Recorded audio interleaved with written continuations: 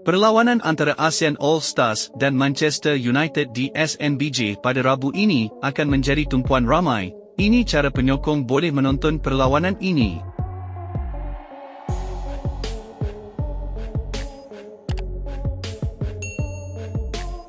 Aksi Maybank Challenge Cup ini bukan sahaja akan menjadi hiburan pasca pramusim, tetapi juga peluang untuk United mengukuhkan ikatan mereka dengan peminat Asia selepas musim EPL yang mengecewakan.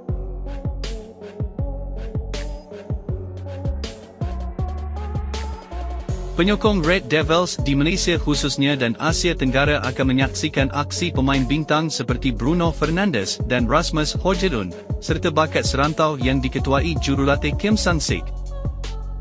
Pasukan ASEAN All Stars yang dibimbing oleh Kim Sang-sik berdepan cabaran dalam persiapan menghadapi Manchester United ketiadaan beberapa pemain bintang.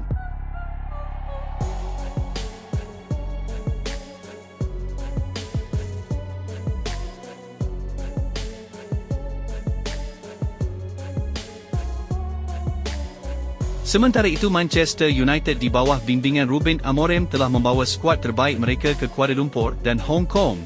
Amorim mengesahkan bahawa semua pemain pasukan utama akan terlibat, walaupun musim mencabar dengan keputusan buruk dalam EPL.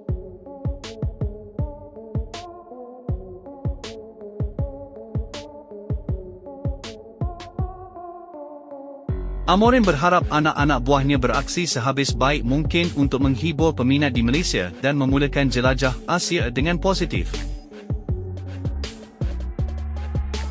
Perlawanan menarik ini boleh disaksikan secara siaran langsung di MATV pada Rabu ini jam 8.45 malam.